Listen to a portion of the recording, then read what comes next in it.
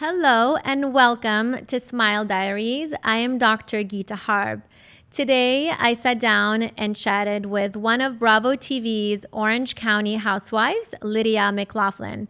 She's also the owner of Noblemen magazine and a published author. Her latest book is called Joyfull. We chatted today about her being a busy mom of 3 boys. What is it like raising, kids in Orange County, her busy schedule, balancing life and being a mom, and what is it like working with her husband? You don't want to miss this episode. This was a fun one.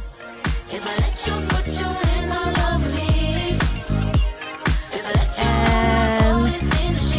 hello and welcome to Smile Diaries. I'm Dr. Guitta Harb. I am so honored to sit down today and chat with Lydia McLaughlin. Woo-hoo. You probably know her from the Bravo TV Orange County Housewives. She's also the owner of Noblemen magazine and a published author, and the latest book is called Joyfull. Yes. Hi, Lydia. Hi. How are you today? Thank you for having me. I'm so excited to be here and Thank chat. you for coming down. It's going to be good. I know we've been trying to get you down for quite a while, and you've been good. so busy traveling, Yes. and you just got back from Vegas. I did for a photo shoot, not just like hanging out in Vegas, which is fun, but I'm sure it was still fun, right? Yeah, no, we had a good time. We saw a Cirque du Soleil show. Oh, amazing. Is that the new one? Yes, Mad Apple. Okay. It was good. I recommend it. And how long were you in Vegas for? Just one night. So we flew in, we had like a fun night, and then we did a photo shoot for Noblemen. We're always like interviewing and doing shoots of different people. And so we did a photo shoot with Chef Michael Mina. Oh, nice. But the night before, we got to be in his restaurant, and they just wined and dined us. It was beautiful. So also Strip is a good restaurant to go to. Amazing. Is that a new restaurant, or I think that's been there for a while. He has like over 30 restaurants. Oh, wow. So he's a pretty distinguished chef, but he's a really nice man. Cool. I always like it when people are successful and still kind. Yes, 100%. Yeah. You got to stay humble no matter what life takes you. That's my motto. Yeah. So thank you for coming on. I know you just flew back from Vegas and you're probably exhausted. No, and you woke up and here you are. are. Be here. Thank you for having me. So tell us a little bit about, I want to talk a little bit about the Orange County Housewives. Yeah. So, and before I get to that, actually, I want to know, where did you grow up and how did you end up being in Orange County? Yeah. So I'm actually from Canada. Mm-hmm. My dad is Canadian, and I'm from a small province. It's an island in the middle of the Atlantic Ocean. So it's as far northeast as you can go in North America. It's like where Titanic sank. Oh. So it's very different than here. I remember walking home and like the sun setting. So during the winter, the sun would set at like 3. And then in the summer months, it doesn't set till like midnight. So people don't go out till like midnight because it's still daytime. Oh, wow. Yeah. And you don't speak French there, right? It's French. I mean, French Canadian, but that's more Montreal. So they taught French, like you learned it in school. And then I took it in college, but it's been so long now. Je parle français un peu. Oh, très bien. Oh, you're really good. I can tell. We can chat and practice our French. Yeah, so tell me, how did you end up in OC? So I'm Canadian, and my mom is from San Diego. And so they met and fell in love, even though they were from 2 opposite sides. And so my family on my dad's side is really into the media, and my grandfather invented 24-hour television, actually. Oh, wow. Yeah, so he's in the Canadian Hall of Fame, and he's a media just entrepreneur. And so I grew up with, I think that's why now I'm involved in the media, and even why I wanted to do the Housewives was I understand the power of media and telling stories, and being on set and like around cameras are very familiar to me. I've always grown up that way. And but Canada's very cold where I was from. And so my mom, being from San Diego, was kind of every year like, we need to get the kids out of here before they start high school, because I want them to experience California also. The sunshine. Yeah, and the sun. Beach. Exactly. So we moved to California for middle school and for high school. Okay. And so I grew up in San Diego for the last half of my childhood. Oh, fun. And then I was like, graduated, and I got a job in Orange County. So from San Diego, I was like, I love this atmosphere, but I've been in San Diego. I want to switch it up. So I just moved an hour north. Like, this is the same. Yeah. So Yeah, I OC came is here. a little more, San Diego's very laid back. Yes. Very like flip-flops and Hawaiian Yes. t-shirts. Yeah, and yeah. And I had a little culture shock when I came from the East Coast. I said, everyone wear flip-flops here? Yes, in San Diego, yeah. That's why I like OC, because I feel like it is a a mold combo. of LA and San Diego, kind of. Totally. So I feel like this is home. This is where we've raised our kids. So when I moved up here, I was 22, and I met my husband like within 3 months of moving up here. Oh, fun. And so he went to college here and stayed here. And how did you guys meet? Do you know Young Life? So it's a Christian non-denominational outreach, and so it's for high school kids. Okay. And so when I was in high school, that really influenced my life and changed like the trajectory of my life. I became a Christian through that. So when I moved up here, I was like, well, I want to volunteer and give back and like be a good influence on some high school girls. And so I went to the leadership meeting for that, and Doug was there with all of his friends, and I was like, oh, I love him. How That cute. was how we met. Yeah. Oh my God. And you guys have been together. How long have you been married? Yeah. So we've been together 20 years. We've been married 17. Okay. Yeah. Wow. That's Yeah. amazing. Same as you. Yeah. Long time. We're going Yeah. on, we're almost will be 16 years Yeah. old. Yeah. So that's great. And did you grow up a Christian or as well? I would say I took my faith serious in high school. It was when I went to Young Life and things like that. I'm Italian Catholic, and so I grew up like it was more of a culture, I would say. My dad was a hippie, and he founded an ashram in India and followed a holy man. So I grew up like learning about reincarnation and a bunch of different religions, and I grew up around a lot of successful people, and so I think that I just always was like, they seem unhappy, but they have everything the world tells them to go after. What are they missing? And so I just was like kind of questioning, I think, those deeper things as a kid. So I was seeking a lot. And so I found Jesus just through that kind of seeking. Amazing. Yeah. It's amazing that you found Jesus at such a young age too. Yeah. Usually people do that when they're older and they've gone through so much stuff. And Yeah. So that's great. And how did you end up on the Orange County Housewives? Okay, so my husband and I, we kind of had, I guess, I would say a small business where we would do like marketing and different things. And so we partnered with a friend because we knew a lot of photographers and design. And our friend was like, hey, I want to make a magazine in Beverly Hills and call it the Beverly Hills Lifestyle Magazine. And he was very well connected with like the socialites in Beverly Hills. So he was kind of telling us, I can get all these writers and get the magazine in all these places if you guys can make the magazine. So my husband and I were like, okay, we can do that. So we kind of always say that we got our master's in making a magazine, like during that experience. But one of the people that contributed was Lisa Vanderpump for the magazine. And it was actually before she was on Housewives also. And then one of her friends, Yolanda, had two girls who weren't discovered at the time. So Gigi Hadid did her first photo shoot. It was for our magazine. Oh my And gosh. so the same production company that does Beverly Hills does OC. So they were like, oh, Lydia and Doug are an Orange County couple. They own this magazine. So they called me and were like, hey, would you like to audition or to be on The Real Housewives? And I laughed. I literally was like, oh my gosh, no. So at that time, did you watch The Housewives? So it was a while ago. So I was on season 8 and then I was on season 12. So I left for 4 years in between. So season 8, so it'd been on for 8 years. I was in my early 30s. I had 2 kids at the time.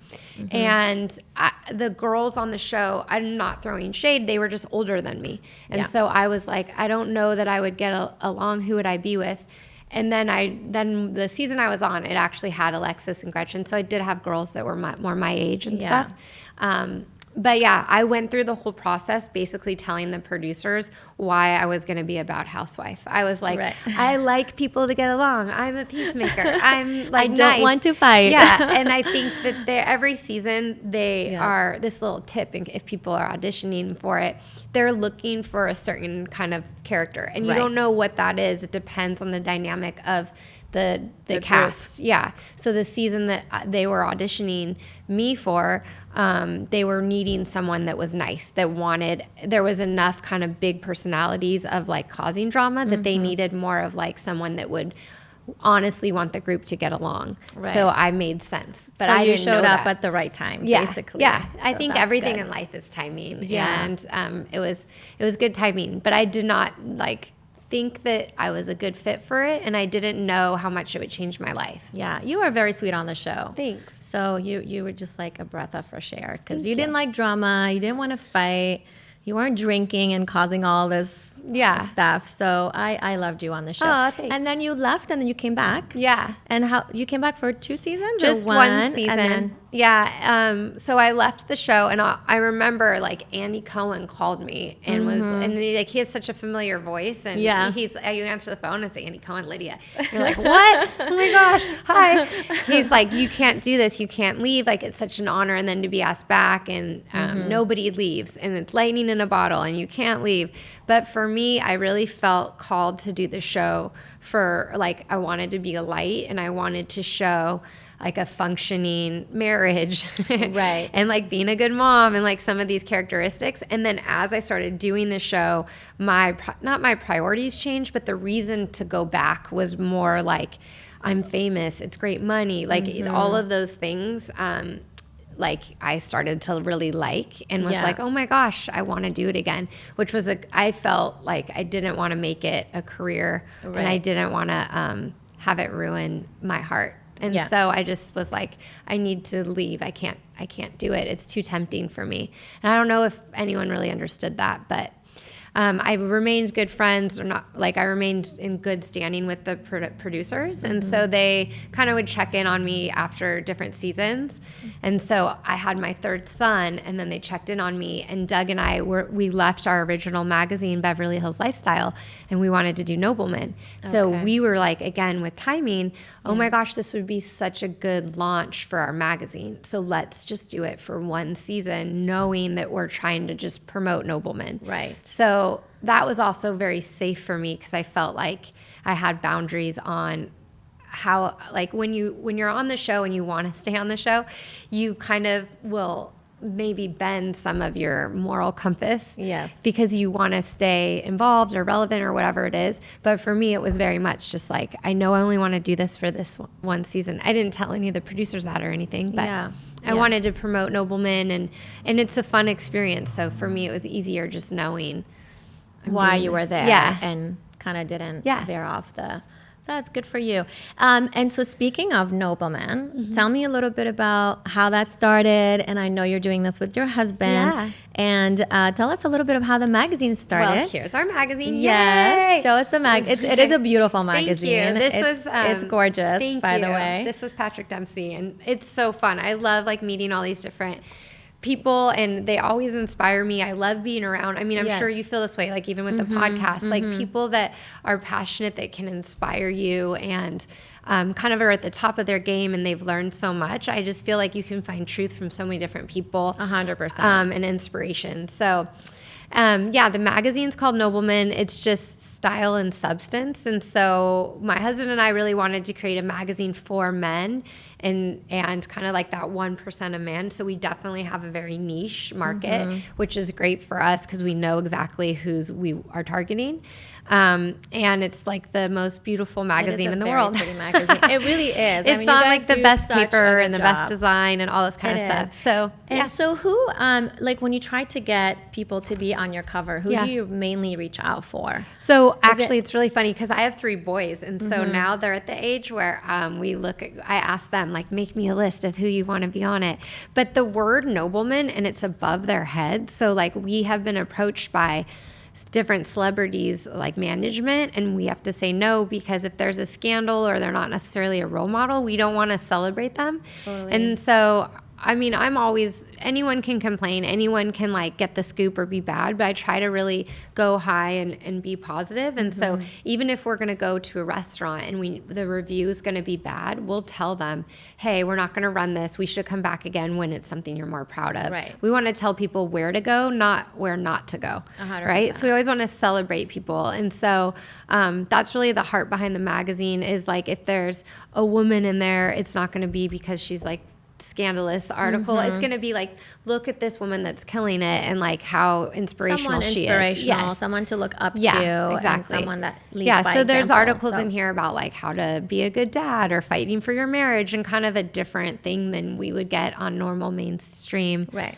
Like, so it's not People's Magazine. No, it's not the gossipy magazine. No, not at all. No, it is timeless information. Yeah, and it's very classy. And I feel like nowadays you don't find magazines like that, to be honest. Because the print industry is leaving. Then everyone just wants gossip and dirt and all sorts of things. And it's nice to see someone that's still holding on to these. Yeah, that's our goal, is people would be proud to have this displayed in their office or whatever. Yeah. So tell me a little bit about working. I know that you're doing this with your husband. Yeah. So what is it like working with your hubby? I know. Well, do you work with your husband? I do. Yes. I do. Yeah. I work with my husband, and we make it fun. Yeah. But he's got, he's an orthodontist, so he does his specialty. Okay. I do cosmetic, so we kind of don't really get in our way. Okay. And he gets a 2-hour lunch. I get no lunch. Wow. So we don't see each other. Okay. I like it. But no, everyone asks me all the time. And But how is it working? For Doug and I, it works really well. When we were dating, we always had, like, I was doing video editing things and he was a designer. And so we just always like, oh, let's rent a space together. So it's kind of what our relationship's always been like. For me, we work really well together, and I feel like we're both very driven, and I can't imagine, like, we just went to Vegas, and the whole time in Vegas, we're both working, but we're also still enjoying it. It's just fun when you share like your passions with somebody. And so I understand, like, when he puts the kids to bed and then I come in and he's like on the computer, I know what he's doing and I like it. You know what I mean? It's very fun for us. I think working together just is really natural. Yeah, because you're both driven and you both have the same mentality and mindset, and it's nice. I would say sometimes it's not, I mean, there's only been a couple times, I guess, where it's been like, we're fighting for work, or not fighting, but something's happening and there's a stress, and then we're literally like on the way to a restaurant to like do a double date with friends, and then it's like, okay, well, that really annoys me you did that, but like, let's go in and like have date night with our friends now, and I promise I won't talk about it. So but just like in our marriage, I think we're both very opposite and we balance each other out. The same transfers over with work, and so we work really well together. We know each other, so I just can't imagine it any other way, but it's definitely fun. That's good. Yeah. And that reminded me too, when we were working, and sometimes we leave the office and go out on date night, and it's the same thing. We're in the car and we're going somewhere. I'm like, oh my God, this assistant or this patient. And then I have to remember this is not the time. You have to sort of put time for work and time to talk about other things. And so a lot of times when we're going on date night, I'll sit in the car and I'm like, don't say anything. Leave it till tomorrow morning at 9 a.m. Well, I read a book about that, and not just even if you don't work with your husband, but also like on the way, that's not the time you do like the housework stuff where you like manage the calendar and talk about babysitter, like it's hard. Yeah, exactly. It's hard to try. I think as women, like, men are really good at compartmentalizing things, and for us, like, it bleeds over. Doug always says we're not having a pillow meeting, because I'll come in and it's like we're in bed and he's like getting cozy and wants to watch a show, and then I'm like going through my list of to-dos or like emails or deals and stuff, and he's always like, it's not a pillow meeting, because he just like wants to like be mellow, chill out. Yeah. I don't have like that off switch, especially at night. That's like when I process. Yeah, that's just how I am too. Yeah. Well, that's great. So you're also a mom of 3 boys. So you are so busy. Tell us a little bit of how is it like juggling, work, the magazine. I'm sure you have, a lot of filming and things like that, and so you're such a hands-on mom, because I see you and I follow you on Instagram, and you're just, inspirational. So tell me a little bit about how you manage and balance all that.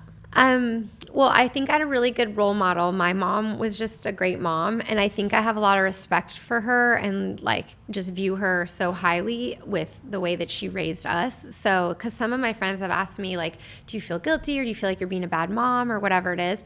But for me, it's just like, I always tell the boys this too, but it's like, I love them and I'm trying my best. So I'm always like, this is as much, like, this is as good as I can do. So Yeah. like, this is all I You're have, being and I'm honest. giving it to you. So I hope it's good. It's kind of like inviting them into almost that like train of thought of like, I know that I was late, or like right now I just got a text. It was like, I thought his science award was tomorrow and it's today and I'm not there. Aw. So it's like, sometimes you fail and you are too busy and you put things in wrong. But like, for the most part, it's just like, this is the best. I love Yeah. you. And like, you're my priority, and this is all I have Yeah. to give you. Yeah. So I feel like the mom guilt thing not makes me mad, but it's just like, we shouldn't have mom guilt. And I feel like everyone's just like, oh, it's mom guilt, that's normal. But I want to be like free. I want to free women from that. And just like you, of course, I just was gone last night away from my kiddos. And of course, part of me is like, oh, I hate that I missed bedtime and like I didn't see him for a whole day. But like, there's also a balance, and that's good that they can be more independent. They had to make their lunches and step up for each other. Right. So I think that all of it's just about balance and having a good intention and knowing your priorities, and just like anything in life, balancing it. And it's that whole stigma, I feel, of just, I don't think dads get that guilt. No. Dads don't get that because, they feel like they have to be working and it's fine. But we do. I mean, we're working moms and we're constantly running around. And I used to have that guilt forever. I mean, for years and years. It's honestly been, I want to say, probably the last year and a half to two that I've started shedding that guilt a little bit. Because now the kids are older. Yeah. But before, it's hard and you feel guilty when you leave them and you're doing your own thing and yeah, stuff. it is. So. It's a catch-22 because it's like, be driven, do everything, be home. And then when you're home, you're like, oh, it's just like, it's, you have to figure out tough. kind of, I think it's hard. Comparison's the thief of joy. And so if you're comparing kind of how you mother or what you're doing with others, it's just going to always rob you of joy. So kind of like knowing that I'm a good mom and this is what works for us. And like, if you're, I really believe that love covers a multitude of sins. So it's like, I'm messing up, but I love you. Like, I love you I'm so much. failing, but like, I really love you. Like, forgive me. And I feel like that with my mom. Like, there were ways that where she was short, but like, she loved me. I'm like overly confident because she just was always clapping for me and pouring into me. Yeah.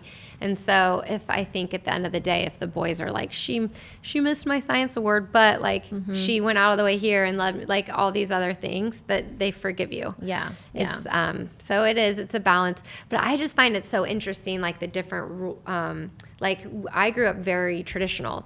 So it was like my dad worked, my mom stayed at home. And then there's become this shift, obviously, because Doug, like he picks up the kids, he helps make breakfast, like he's very involved. So much more, not more than my dad, but like the expectation on men is so different now. And there was like a meme going around of like, can you imagine your father like doing some of the things you expect your husband to do? Way. And so it is like, even though we're called like now to balance as moms, like being moms and also working, I think also like men are also now having to merge stepping those. up a little bit. Yeah. So everyone's like struggling, guys. Everyone's struggling. That's true.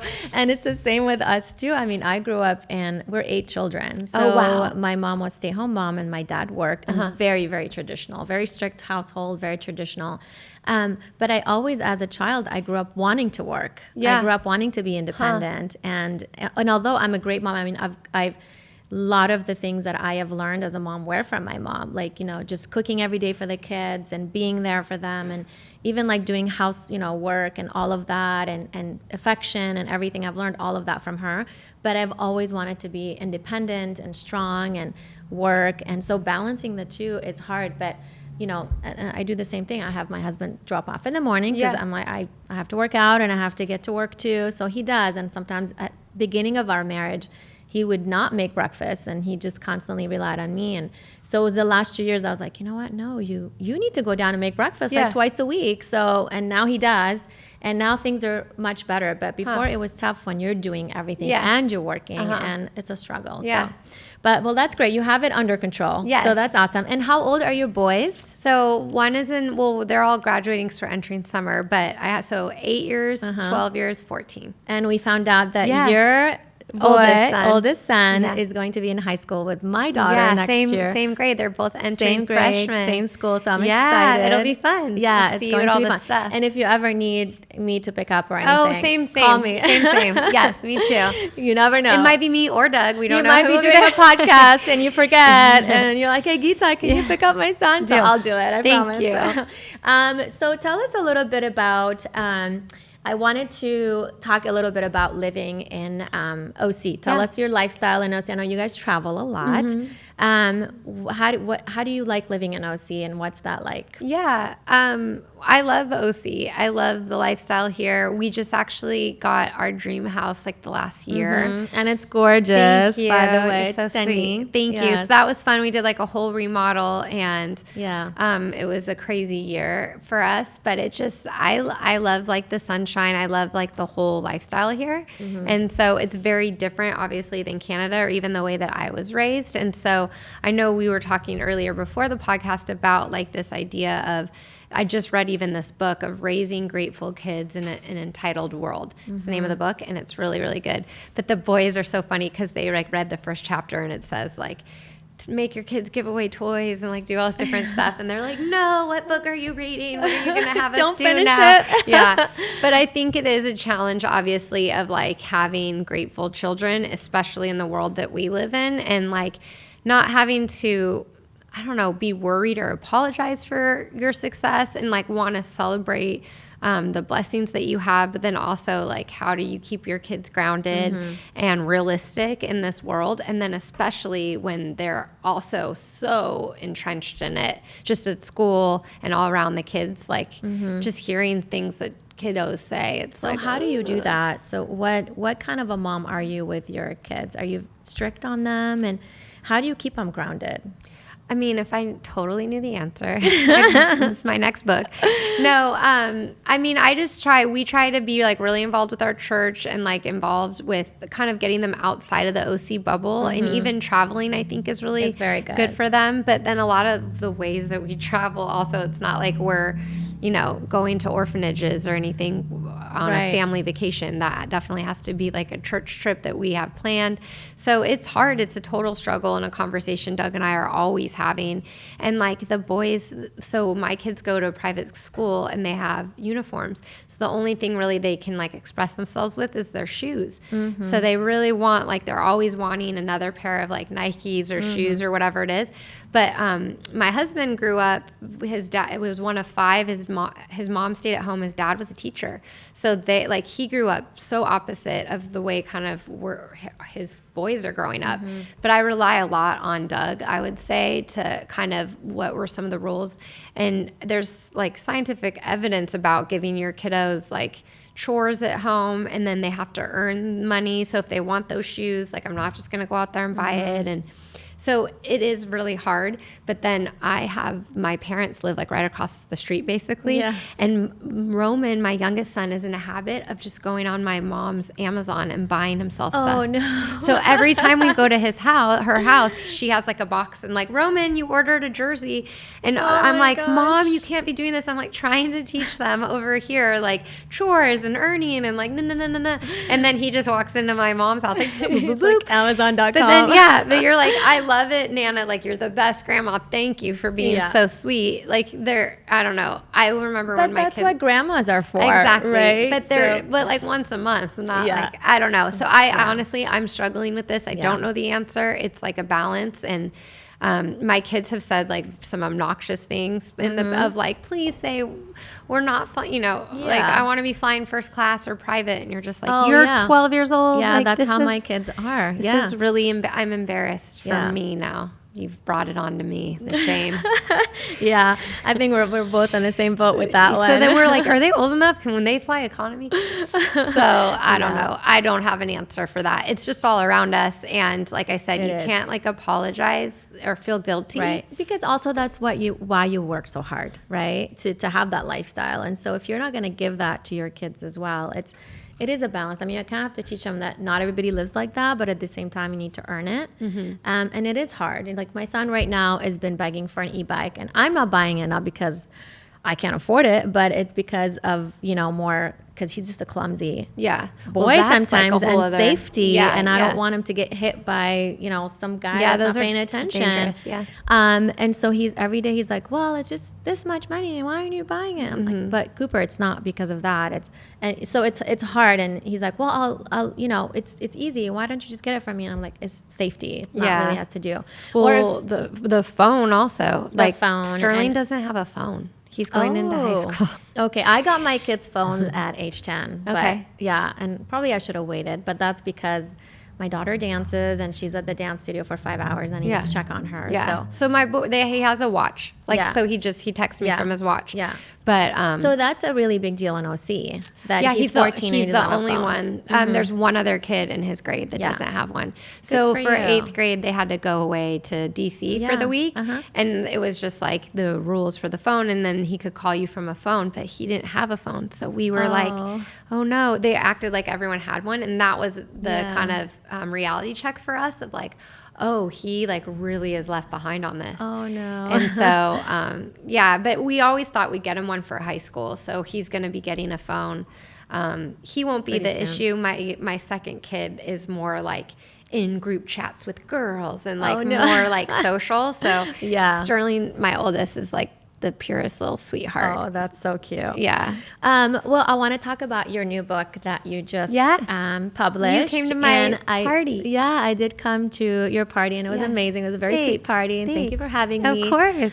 So tell us a little bit about what made you write this book and tell us a little bit about your book. Yeah. So I wrote a book when I first did The Real Housewives season 8 and then just so that was a long time ago. And then I just decided recently I started doing Bible studies on my Instagram because I really am passionate about the Word of God. I just believe that God's Word is powerful, that there's so much junk in our culture right now that now's the time to be more bold than ever about your faith and being a light. And the more darkness there is, the more light we need to shine. So I'm just really passionate about God's Word. And I feel like women, that's who I know that I follow me on Instagram and stuff like that. They don't understand how to read the Bible. I think they're very intimidated of it and they don't think that it can apply to their life. And if they do go to church, it's I'll go to church on Sunday, but it doesn't have anything to do with my struggles today. And that's a lie. And so I just started doing my Instagram. And then so many people, strangers across America and other parts of the world were like, oh my gosh, I love, would you recommend a Bible study? And so I just decided I felt like God was really pursuing me to write a Bible study. So I wrote a 6-week Bible study called Freedom Through Faith. And this is this book. Yeah, and that's that. So it's just about stepping into freedom in your life because of your faith. And so I think people are like, I believe in Jesus, I'm going to heaven. But I believe that heaven lives inside of us here on earth. And what does that mean in your day-to-day life? So this is a beautiful book. Thank you, Guitta. Yeah. I love it. Thanks. The picture is so very amazing. girly. Yay. I love it. So that's a 6-week Bible study. But for a lot of women that's intimidating to I'm going to spend 20 minutes reading verses and different things, that maybe they'll never read that. So my publisher was women love devotionals. So I decided to write a book about being joyful. And that's the devotional for the launch party that you came to. And it's just this smaller book and you can keep it in your purse. My dream for it is instead of in the morning you reach for your phone and you see all your emails, you go on Instagram, you just reach for the book. And it's just one Bible verse is about today, I think was about being anxious and don't be anxious. And so what's the verse on that? And then a little bit of encouragement and a prayer. It takes 60 seconds. Very sweet. And it just kind of starts your mindset for the day, focused on gratitude or focused on joy. And it's so many women have just reached out to me, or even in the street, I'll see them. And even in Vegas, someone came up at the pool and was like, can I get a picture? Oh my gosh. I'm I did your devotional this morning. And you're like, no way. So it's just, it's been really cool. And I wish everyone would get it. I think it is just trying to spread a little bit of light and love. Well, I have a copy and I know about a week ago, I had a crazy week. I was shooting the podcast and working. If you're asking me if I'm still doing dentistry, I do. I work 4 days a week and I had a really rough week just running around. And finally, Sunday night, I sat down. I had like maybe about like 5 to 10 minutes. Yeah. And I just grabbed it because it's sitting next to my nightstand, Aw. on my nightstand next to my bed. And I grabbed it and I started reading and I automatically just relaxed. It was just, it's even if you, you know, it just kind of put me at ease and made me feel like comfortable and kind of takes you away from the phones and the computers and the TV. So it was really nice to read, but I promise I will finish it. No, it's just for a day. It's not a book that you want to. It's not a book that you're going to read. Yeah, it's just for a day. Every just day you read a little bit. Yeah, 100%. So it is next to my nightstand, and I'm going to be reading a little bit every day. But it's very inspiring, and it's positive, and it's powerful. Yeah, I think we're all so distracted, and even like waiting in line, I like sometimes will on purpose leave my phone in the car because I'm like, I just want to be like, look around, look at somebody, like we used to do all these things that now it's been taken away from us. And even at a red light, you're like on your phone, and you don't ever have a moment to just like be outside and see the sun. Well, we're not seeing the sun in OC. We're not seeing the sun. Which one? We're going outside and June trying to see this. Well, it's been like 6 months or 5 months of. It's gonna come out maybe for 4th of July. I think we need to say a prayer before you leave for the sun to come out. I have power. It's happening. It's gonna happen. It's gonna happen, guys. So tell me a little bit. Again, speaking of talking about being a mom and busy. I know you're a fitness fanatic and you work out a lot and you have such an amazing body and your abs are I love seeing your workouts. Thank you. So do you do a lot of those at home or what do you do? I do. So we actually right before COVID hit, about 6 months before COVID hit, we built a gym in our house. Oh, cool. And it's off of my master bedroom, which I have no excuses because I don't even have to run downstairs. I literally get up and it's staring at me. You're looking at it. I'm looking at it. And so when COVID hit and I wasn't working and I don't like sitting around and doing nothing. I was like, what am I going to do with myself? So I got into gourmet cooking and I got into working out. It's like a good balance. A crazy person. So I started doing 2 hours of workworkouts every day because I was home and we had to close the office for about 3 months. And so I got into fitness, and I always was working out, but not like this. And so have you seen like a change? Huge change. Okay. I incorporated more weights, you know, in my workouts. I cut down my cardio a lot. I was a runner, like a junkie. Yeah, and I think cardio. that's such a lie. Like a lot of girls like are like, I want to lose weight, and so I'm going to run on the treadmill forever. Yeah, and I used to do that because I like the high of it, and I'm kind of a little bit of a type A, so I need to get rid of that intensity and anxiety and stuff. So I used to run for probably an hour and a half to 2 hours a day. I would just get on the treadmill. I was Forrest Gump pretty much. But I never like felt definition in my body until I got into, you know, lifting weights. So I cut down my cardio to 30 minutes a day, and then I lift weights for about 45 minutes. And within, I want to say 3 weeks, I just started to see a difference. Wow. And it was amazing. And I just stuck with it. So I do 7 days a week. Even on Sundays, I get up at 5 a.m. So do you like have a program you go through, or do you watch videos? So I do Peloton. I have the bike and I have the tread. And so I alternate. You know, I'll run one day and then I'll do the bike the other day. And I keep it to 30 minutes. And those, they have classes. Although I don't listen to what they're saying. I mute them and I put my own music to get into my own head. So it's sort of therapy for me.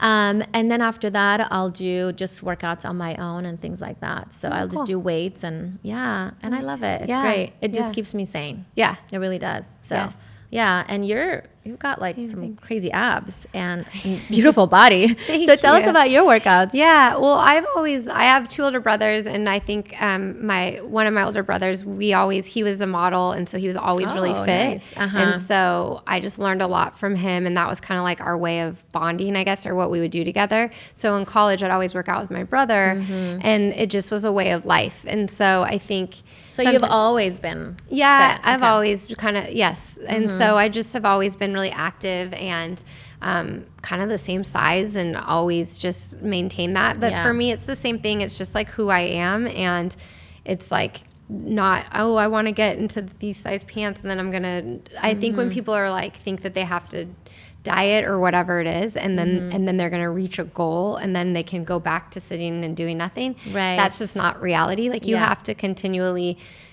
be active, and it's good for you. And so to find things that you feel empowered by and strong by. Yeah. But I'm the same way. I think I'm a little psycho, and I love to like get in my head, and like it's therapy to get it out. And I love like pushing my body to be like pain. Yeah, I swear I'm the same. But I think that those are people that have like been through things that like 100%. that like need to remember how strong they are. Because for me, I'm like, I can do anything. Oh, totally. Yeah. So this is why another reason why I mute them, because I do want to be in my own head, and kind of I feel the strength. Get it out. Yeah, I do feel like the strength as I'm working out, and it's really through music and through me pushing my body. Yeah.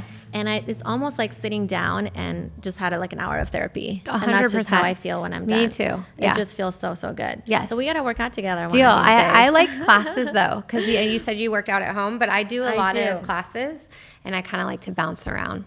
Well, that's great. So we should do one together. I would love that. Cool. So what is next on your books, Lydia? What are you up to next? Wow. So now you have, books published. Yeah. You've got your magazine. Yeah. What do you have another project coming up? I mean, the magazine soon? is always is always kind of that. evolving, and like takes work and keep it going. But Doug and I are getting even more, like, I guess we're known for our events for Noblemen, like our cover parties and different things that we'll have. And so we're doing a food and wine festival in July, and we want to kind of have a couple yearly, very much like Newport Beach, the party of the year. And so we're getting more into that space. And when is that? July 15th. Okay. Yeah, you're coming. I want to come. Yeah, I would love the that. date. Yes, it's in Newport. I will be here. That was why we're gonna have Chef Michael Mina come and cook for everybody.